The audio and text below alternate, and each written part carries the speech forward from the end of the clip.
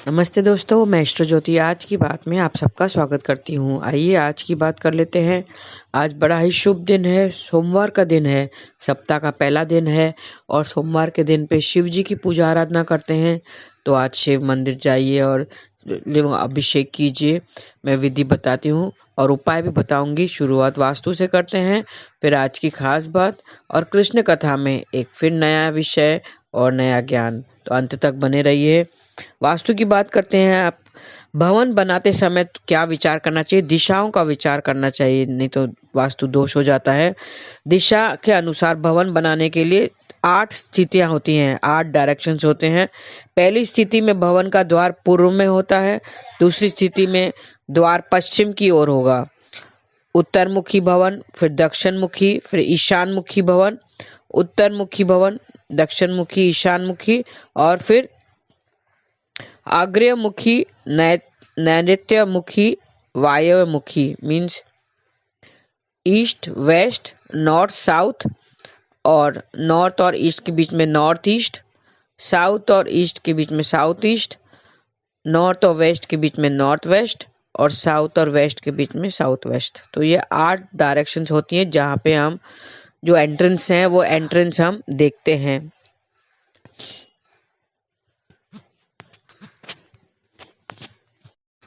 तो इसमें क्या किसमें फ़ायदा है और किसमें नुकसान है वो मैं कल विस्तार से बताऊंगी। ये थी वास्तु की बातें। अभी तिथि की बात कर लेते हैं। द्वितीय तिथि आज रात 11:16 तक रहेगी। आज दोपहर बाद 3:26 तक धृति योग रहेगा। धृति योग में नींव का पत्थर सुख सुविधाएं देता है। मतलब इस योग में अगर शिलान्यास घर बनाना हो तो वो शुभ होता है। आज से कल भोर 4:30 तक उत्तर फाल्गुनी नक्षत्र रहेगा।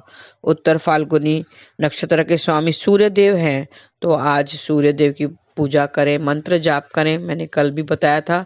सूर्य का मंत्र है ओम घृणी सूर्याय नमः। ये आपको अर्घ देते समय कहना है। उसके बाद में आप सूर्य गायत्री मंत्र का 3 बार जाप कर सकते हैं। तो आज सूर्य देव की पूजा आराधना करें। और उत्तर फाल्गुनी नक्षत्र का संबंध पाकड़ के पेड़ से है, तो पाकड़ के पेड़ को आज प्रणाम करें और उसे किसी प्रकार की क्षति न पहुंचने दें। थोड़े से उपाय बता देती हूँ। आज सोमवार के योग से और उत्तर फाल्गुनी नक्षत्र के योग से घर से निकलते समय दर्पण देखकर जाएं, तो मेहनत जो कर रहे हैं उसका असर होगा। भगवान शिव से सफलता के लिए प्रार्थना भी करना है। काम शुरू करने से पहले अपने पास 2 सफेद फूल रखें। काम बनने के बाद वो बहते हुए पानी में प्रवाहित कर दें, तो व्यापार में धन लाभ होगा। मंदिर में भगवान शिव को बेल पत्र चढ़ाएं, तो सेहत में सुधार होगा। जरूरतमंद को 1 कटोरी चावल दान रखेंगे, तो उनकी अनबन हो, किसी से अनबन चल रही है तो वो खत्म हो जाएगी। कुश या कंबल के आसन पर बैठे और तुलसी या रुद्राक्ष की माला से मंत्र जाप करें। कौन सा मंत्र जाप करना है? ओम ऐं ह्रीं सोमाय नमः। ऐसा जाप करेंगे तो सारी समस्याएं समाप्त हो जाएंगी। आज तुलसी के पौधे की 11 बार परिक्रमा करें। चांदी का चौकोर टुकड़ा अपनी जेब में हमेशा रखें, तो बेहतर परिणाम मिलेंगे। भगवान शिव के सामने घी का दीपक जलाएं, तो शत्रुओं से मुक्ति मिलेगी। और मंत्र जाप करना है ओम शं शं शिवाय शं शं कुरु कुरु ओम। ऐसा जाप करेंगे तो शत्रुओं से मुक्ति मिलेगी। भगवान से हाथ जोड़कर प्रार्थना करें। सुख सुविधाओं की बढ़ोतरी के लिए भगवान से हाथ जोड़कर प्रार्थना करें। जल में कुछ बूंद दूध मिलाकर शिवलिंग पर चढ़ाएं और मंत्र जाप करें ओम नमः शिवाय। 11 बेल पत्र पर चंदन से ओम लिखकर चढ़ाने से आपकी परेशानियों का हल निकल जाएगा। आज के दिन शिवलिंग पर दूध अर्पित करें तो आपकी आमदनी बढ़ेगी। संभव हो तो गाय का दूध अर्पित करें। आज स्नान के बाद शिव चालीसा का पाठ भी करना चाहिए, तो सारी परेशानियां दूर हो जाएंगी। भगवान को सूखे मेवे का भोग भी लगाना है, तो सारे कामों में मदद मिलेगी। तो ये छोटे से उपाय हैं। इसमें जल में दूध मिला सकते हैं, शहद मिलाकर उसको अर्पित कर सकते हैं। धतूरा का आप शिवलिंग पर चढ़ा सकते हैं। बेलपत्र चढ़ाना चाहिए, बेलपत्र पे ओम लिखकर चढ़ाना चाहिए, तो सारी मनोकामना आपकी पूर्ण होगी, आपकी आमदनी बढ़ेगी। सुख सुविधाओं के लिए आप जल में गंगा जल मिलाकर भी चढ़ा सकते हैं। और सेहत को अगर दुरुस्त करना है तो उसमें आप हनी शहद मिलाकर चढ़ाएं। तो ये से छोटी सी बातें, आज का शिव आराधना करें, शिव चालीसा का पाठ करें और मंत्र जाप करें, ओम नमः शिवाय। ऐसा करते हुए आप दिन व्यतीत करेंगे तो आपकी सारी मुरादें पूरी हो जाएंगी। आइए अब कृष्ण कथा में हम थोड़ा सा ज्ञान की बातें कर लेते हैं। हम मल्टीविटामिन टैबलेट खाते हैं। मल्टीविटामिन टैबलेट क्या होती है? एक टैबलेट में बहुत सारे विटामिन हमें मिल जाते हैं, तो एक टैबलेट खाने से ही हमें सारी विटामिन की कमी हमारी पूरी हो जाती है, उसको मल्टीविटामिन टैबलेट कहते हैं। उसी तरह एक नाम में बहुत शक्ति होती है। राम से बड़ा राम का नाम होता है। ये कलयुग है, कलयुग चल रहा है, वो किसी को नहीं छोड़ेगा, सबको जकड़ रखा है अपने माया से। सबों ने नाम का सहारा लेकर ही अपना छुटकारा पाया है। सभी संतों ने नाम का सहारा लिया है। एग्जाम्पल के लिए दृष्टांत बताती हूँ। एक राजा था, उस संत के पास गया और उसने कहा कि मुझे ज्ञान दो, मुझे ज्ञान की जरूरत है, मुझे ऐसा ज्ञान दो कि आत्म साक्षात्कार हो जाए, मैं आत्म साक्षात्कार कर सकूं, मेरा जीवन बदल जाए, मुझे ऐसा ज्ञान की जरूरत है। महात्मा ने कहा, तुम नाम जपते जाओ, बस सब ठीक हो जाएगा। राजा नहीं माना। राजा ने कहा, मुझे ऐसा ज्ञान दो, मुझे परमात्मा की प्राप्ति हो जाए। महात्मा ने कहा कि तुम मेरे साथ रोज आया करो, यहाँ पे बैठा करो और नाम जाप किया करो, तो अपने आप परमात्मा की प्राप्ति हो जाएगी। धीरे धीरे आपको ज्ञान होता जाएगा और तुम नाम स्मरण करते रहो, तो एक साथ नहीं मिलेगा, एक साथ ज्ञान नहीं मिलेगा, धीरे धीरे मिलता है, धीरे धीरे आत्म साक्षात्कार होता है। राजा समझने को तैयार नहीं था। महात्मा ने कहा, ठीक है, मैं कल तुम्हारे यहाँ भोजन करने आऊंगा, तब तुम्हें ज्ञान दूंगा।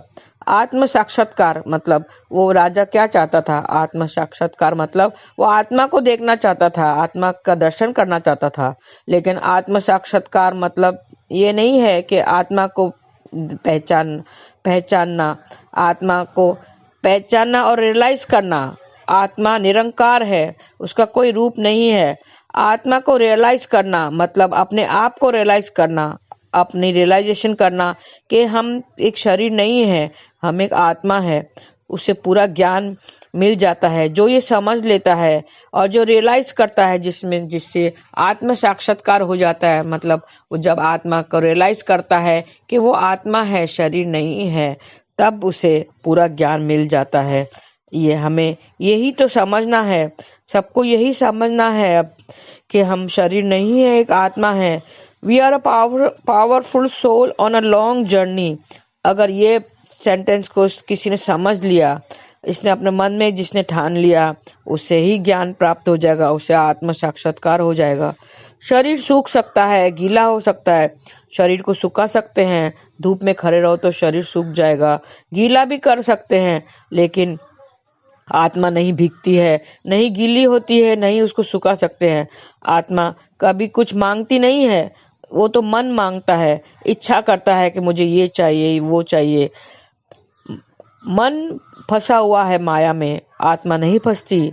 आत्मा मोह माया में नहीं फंसती, मन फंस जाता है। मन चंचल है, मन फंस जाता है। आत्मा नहीं मांगती कुछ भी, लेकिन मन मांगता है। मन की इच्छा होती है, जैसे मुझे ये खाने की इच्छा हो रही है, मुझे वो खाने की इच्छा हो रही है, मुझे ये पहनने की इच्छा हो रही है। जैसे शरीर की भूख खाने से मिटती है, शरीर की भूख खाने से मिटती है, उसी तरह आत्मा की भूख किससे मिटती है? आत्मा की भूख नाम जाप से मिटती है। मन माया में फंसा हुआ है, आत्मा नहीं फंसती, उसे सिर्फ नाम जाप चाहिए तो वो तृप्त हो जाएगी।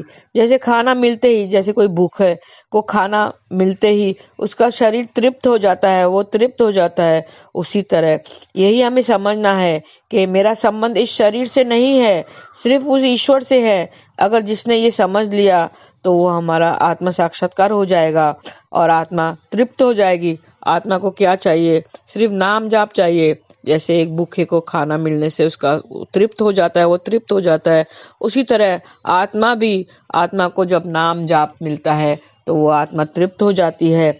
और हमें यही बात समझनी है कि हमारा इस शरीर से कोई संबंध नहीं है, उस ईश्वर से है। तभी हमें आत्म साक्षात्कार हो जाएगा, तभी हमें रियलाइजेशन होगा। और महात्मा ने यही समझाते हुए राजा को कहा, यही सब उसने राजा को समझाया कि मैं तुम्हारे महल में कल आऊंगा, लेकिन सिर्फ मैं कुछ सुबह के समय कुछ खाता नहीं हूँ, मैं सिर्फ खीर लूंगा और तुम्हें ज्ञान दूंगा। दूसरे दिन महात्मा महल में गए, राजा के महल में गए तो राजा ने उसे एक अच्छे से चांदी से पात्र में खीर परोसा। महात्मा ने कहा, नहीं राजा, मैं तुम्हारे पात्र में खीर नहीं लूंगा, मैं अपने पात्र में ही खीर लेता हूँ, मुझे इसमें परोस दो। तो फिर उसने एक पात्र निकाला तो वो बहुत ही गंदा था, उसमें खीर कल की खीर लगी हुई थी और वो धुला हुआ नहीं था। राजा ने देखा और कहा कि महात्मा जी, ये तो पात्र गंदा है, लाओ मैं इसे धो के लाता हूँ, साफ कर देता हूँ, इसमें सब खीर लगी हुई है, ये तो गंदा है, मैं तुम्हें इसमें खीर कैसे दूं। महात्मा ने कहा, नहीं, मुझे इसी पात्र में ही खीर चाहिए, इसी में ही परोस दो। राजा ने कहा, लेकिन ये तो बहुत गंदा है, इसमें खीर कैसे लेंगे, इस गंदे बर्तन में खीर नहीं डाली जा सकती है। महात्मा ने उसे समझाते हुए कहा, राजा, जैसे गंदे बर्तन में खीर नहीं खा सकते हैं, नहीं डाल सकते हैं, उसमें नहीं डाल सकते हैं, उसी तरह गंदे मन में, जिस मन में सारे संसार भर के विकार भरे पड़े हो, मोह माया भरे पड़े हो, सिर्फ संसार की गंदगी बातें भरी पड़ी हो, उसमें मैं ईश्वरीय ज्ञान कैसे डालूं। पहले अपने मन को इस गंदगी से साफ करो, इसे साफ करो, इस गंदे को साफ करो, इसमें ज्ञान तभी टिकेगा, ये साफ होगा तभी इसमें ज्ञान टिकेगा। और उसके लिए नाम की महिमा है, हरे कृष्ण कृष्ण कृष्ण हरे हरे, हरे राम राम राम हरे हरे। नाम से पहले अपने मन को क्लीन करो, उसको साफ करो, तभी तो वो शुद्ध होगा, तभी तो वो साफ होगा, फिर तो ज्ञान टिकेगा उसमें। नहीं तो ऐसे जैसे गंदे बर्तन में आप खीर नहीं परोस सकते, उसी तरह गंदे मन में भी ज्ञान नहीं टिक सकता, ज्ञान नहीं दे सकता मैं। पहले इसको शुद्ध करो, मन को शुद्ध करो, और उसके लिए क्या जरूरी है, नाम जाप करना जरूरी है, उसके बाद ही वो ज्ञान टिकेगा। तभी तुम्हें रियलाइज होगा कि मैं शरीर नहीं, मैं तो केवल एक आत्मा हूँ। हमें ये नाम सहज ही मिल गया है। हाँ, हम कितने खुश नसीब हैं, ये हमें नाम यूं ही मिल गया है, सहज ही मिल गया है। ईश्वर की कृपा ही समझो कि हमें नाम सहज में मिल गया है, और उसे हम नाम जाप करके अपने मन को शुद्ध कर सकते हैं।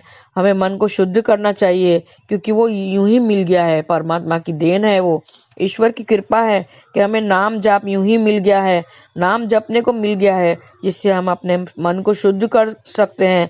और हमें अपने मन को शुद्ध करना चाहिए, अपने मन की सारी गंदगी, जो सांसारिक गंदगी भरी पड़ी है, सारे विकारों से मन भरा पड़ा है, उसमें ज्ञान कैसे आएगा, उसमें आत्म साक्षात्कार कैसा होगा, उसमें हम रियलाइजेशन कैसे कर सकते हैं।